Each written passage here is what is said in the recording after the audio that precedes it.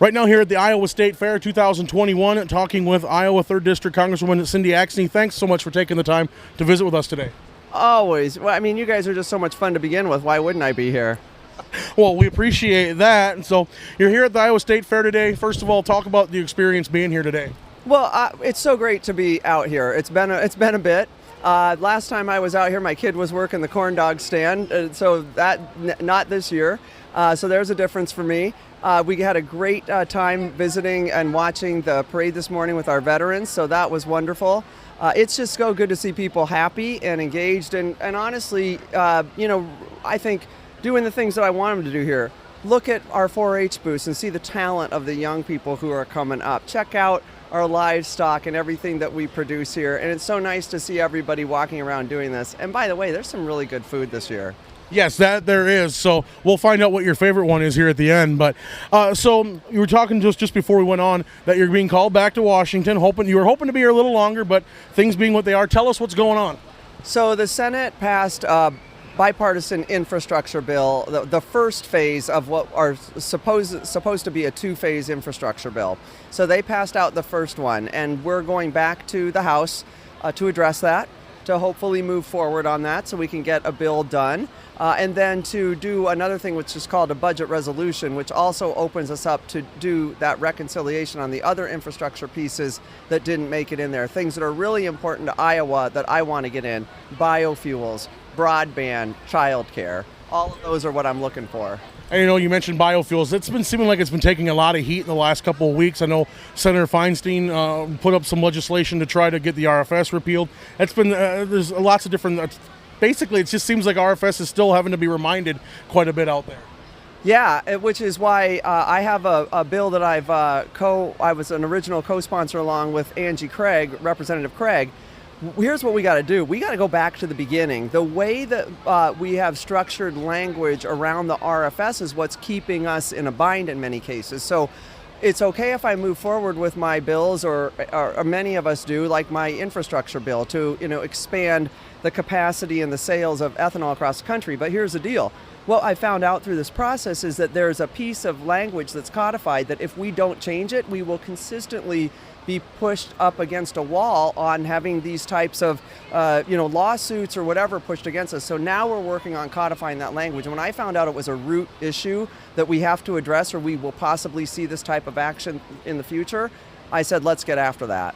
Okay. Another topic we have talked about extensively so far this year is stepped up basis. That's been a topic we talk about. Where are things at? What do farmers need to know right now? Well, here's what I want farmers to know.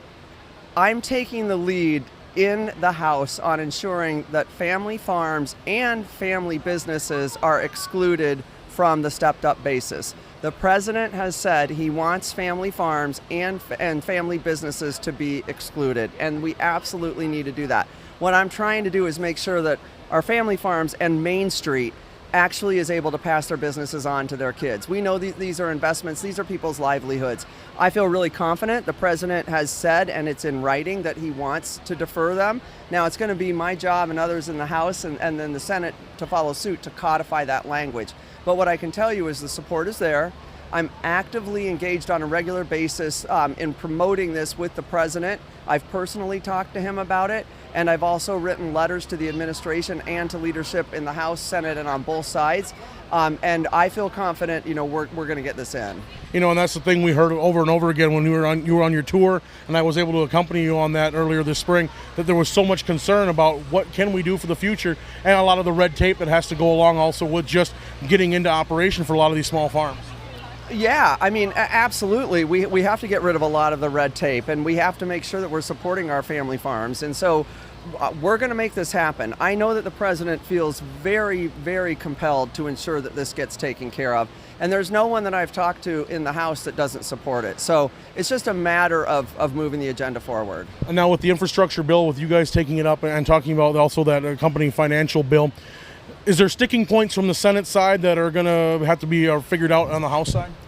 Yeah, I think there will be. So here's what's happened. So far, what they've come up with on the Senate side really is it's a lot of surface transportation. It's really not beyond that. The only thing that went beyond, roads, bridges, airports, etc., is broadband and some clean water issues. Here's the deal. I haven't heard one person in Iowa tell me that they can't find employees because a bridge was down. They tell me I can't get employees because we don't have childcare. I've talked to women who literally are working age and want to work here but have to go down and take care of their grandchild in North Carolina because their son-in-law is stationed at Fort Bragg and their daughter can't get even childcare to go to her job. Are you crazy? So this is nuts that our service members can't even get childcare.